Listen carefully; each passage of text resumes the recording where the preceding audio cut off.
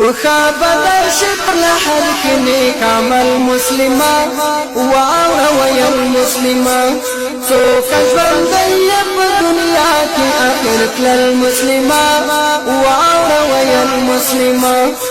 السلام علیکم ورحمت الله وبرکاته.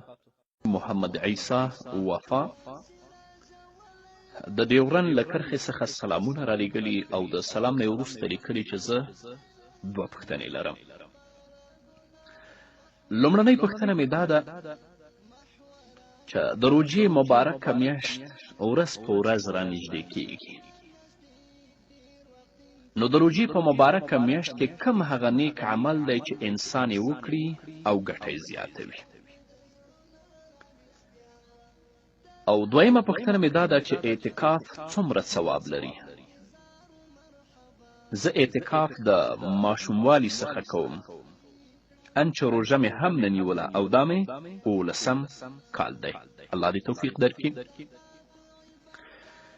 د لومړنۍ پوښتنې په ځواب کې دې باید ووایم، علما لیکي من احب الاعمال الى الله تعالى في شهر رمضان هي قراءة القرآن. د روژې په مبارکه میاشت کې د غوره اعمالو نه الله رب العزت ته هغه د قرآن کریم تلاوت دی، ځکه چې د قرآن کریم هر حرف چې ته لولې د هر حرف په بدل کې الله رب العزت تاسو ته 10 نیکیانې درکوي. والله یضاعف لمن یشاء، او د چا لپاره چې الله وغواړي د دې نه هم زیاتې ورکوي. نو هغه ورونه او هغه خویندې چې د قرآن کریم صحیح تلاوت کولی شي، د روژې په مبارکه میاشت کې د قرآن کریم تلاوت د ځان لپاره پوره عادت وګرځوي. له دې نه وروسته د روژې په مبارکه میاشت کې بهترین عمل چې هغه الله رب العزت ته محبوب دی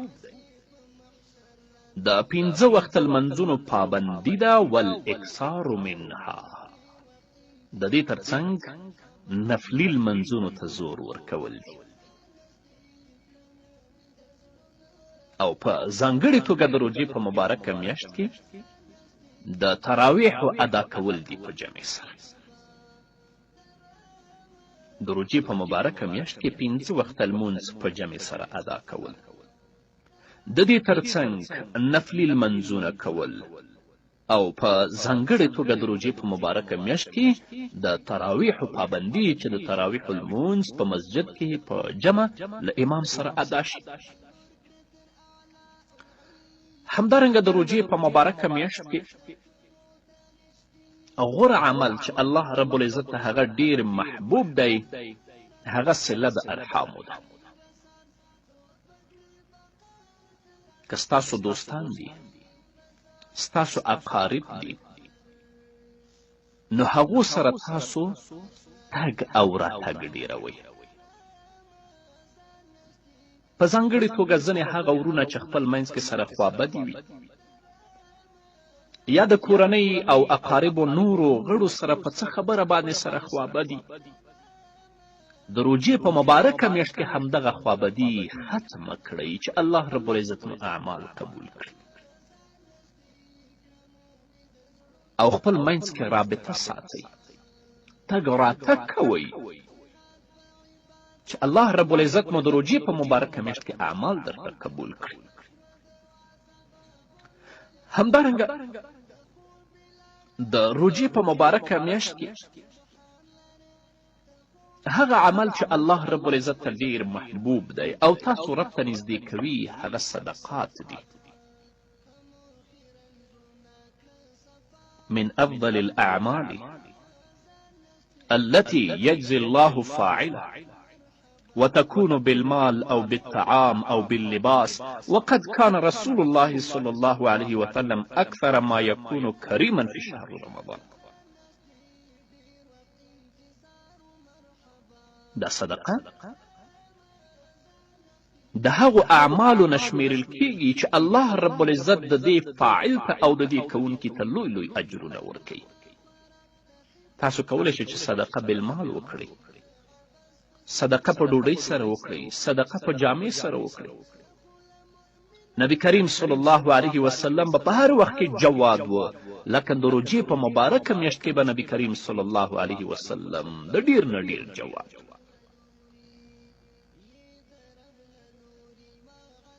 کله چې د روجې مبارکه میاشت راځي، په خپل کلي او کور کې وګوره چې څوک بېوزله دي. په خپلو خپلوانو کې وګوره چې څوک بېوزله دي. چاته یو بوجۍ اوړه واخله، چاته یو ډبه غوړي واخله، چاته یو کیلو غوښه واخله او چاته یو بوجۍ وریجې واخله، چې هغوی کله پیشنمی پاڅېږي، کومه خواړه چې تا وروړي په هغو باندې پیشنمی وکړي او تا ته دعاګانې وکړي. او کله چې د روژه ماتې په وخت کې خپلو اولادونو سره راټولیږي، روژه ماتوي، الله ته لاسونه پورته کړي، تا ته دعاګانې وکړي. ډیری ورونه او ډیری کورنۍ داسې شته چې د پیشنمي په وخت کې به ده ته قسمه قسمه خوراکونه ایښي وي، حیران به وي چې کوم یې وخورم. همدارنګه د روژې په مبارکه میاشت کې د افطار او د روژه ماتې په وخت کې به دوی ته قسمه قسمه خوراکونه ایښي، حیران به وي چې کوم یې وخورم او په کومه روژه ماته کړم. اما ډیری داسې کورنۍ شته دی چې هغوی روژه هم په اوښکو او روژه هم په اوښکو ماتوي. او ډیری کورنۍ خو داسې دي چې زه یې پېژنم چې وچه ډوډۍ په اوبو کې لمدوي، د الله د ویرې نه په هماغه باندې روژه هم نیسي او د الله له ویرې نه په هماغه باندې روژه هم ماتوي. زما ته دا پیغام په ځانګړې توګه شتمنو ورونو ته دی، سوداګرو ته دی، تاجرانو ته دی.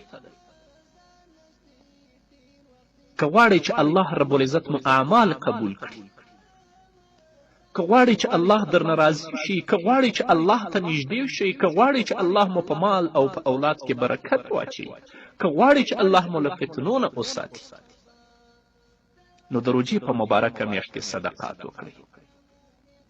د بېوزلو کورنیو حال واخلئ،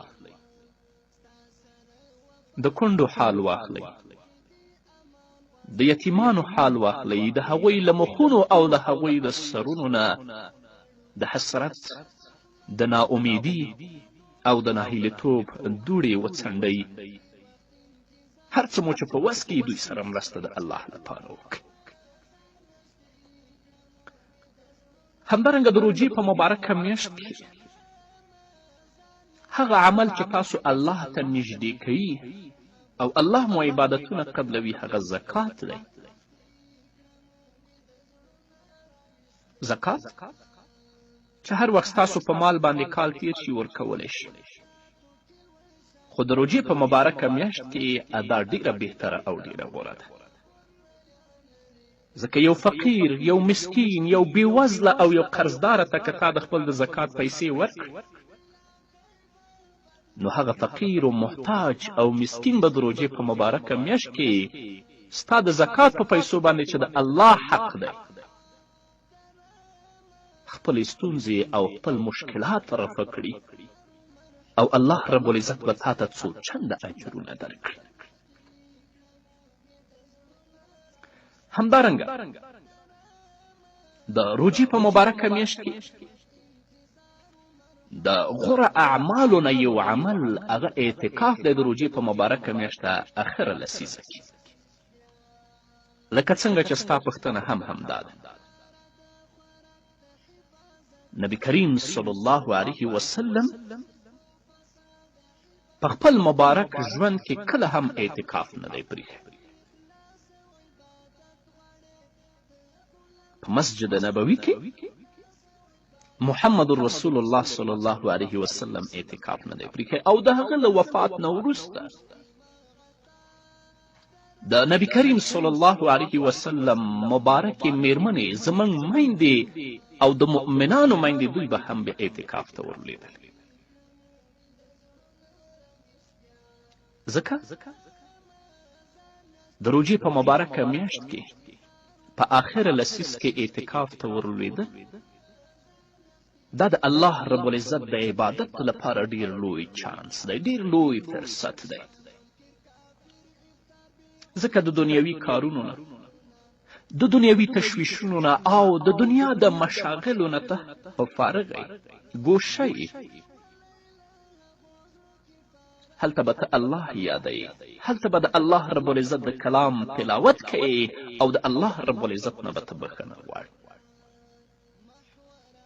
داسې ورونه او خویندې شته چې د روژې په مبارکه میاشت کې په آخره لسیزه کې تقریبا 9 واره 10 واره قرآن کریم ختموي. د فکر وکړه، یو کس چې د روژې په مبارکه میاشت کې په آخره لسیزه کې 15 واره 6 واره یا 10 واره قرآن کریم ختم کړي او د هر حرف په بدل کې الله رب العزت دته 10 نیکیانې ورکړي، د دې نیکیانو حساب څوک کولی شي؟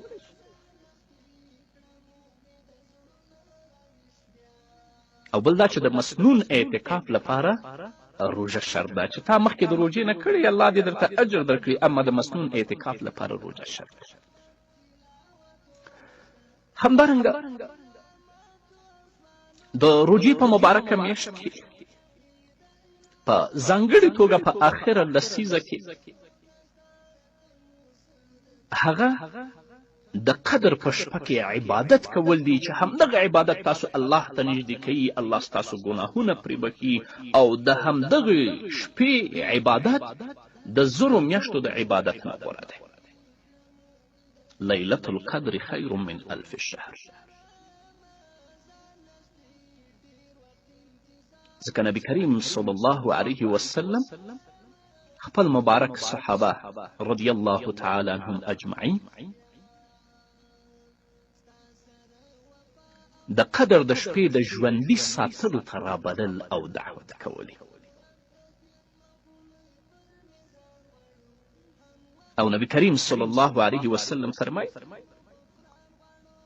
من قام لیلة القدر ایمانا و احتسابا غفر له ما تقدم من ذنبه وما تأخر. څوک چې د قدر په شپه د ثواب په نیت باندې ویښ پاتې شي او د الله رب العزت عبادت وکړي، الله رب العزت به د مخکیني او وروستني ګناهونه ورته وبخي. البته سبا خو که په دغه شپه الله ته د تضرع او عاجزي لاسونه پورته کړي، د کبیره ګناهونو بخښنه هم د الله رب العزت نه وغواړي، امید ده چې الله رب العزت یې کبیره ګناهونه هم ورته معاف کړي. همدارنګه د روژې په مبارکه میاشت کې بل غوره عمل چې ګټه یې زیاته ده، ثواب یې ډېر زیات دی، چې کله تاسو د سهار لمونځ امام سره په مسجد کې په جمع باندې ادا کوئ، هلته کښېنئ تر څو چې لمر راوخیږي، د لمر د ختونه وروسته د اشراق لمونځ ادا کړئ. او وروستنی که د چا وس وي، عمره ده د روژې په مبارکه میاشت کې. ځکه د روژې په مبارکه میاشت کې عمره دا معادل د حج ده، لما فيها من مشقه، ځکه په دې کې تکلیف او مشقت ډېر دی.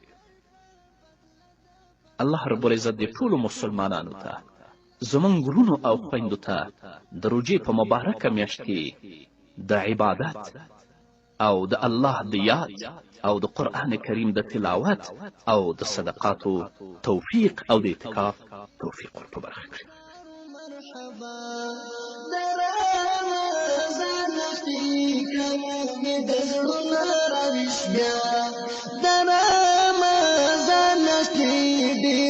انتظار مرحبا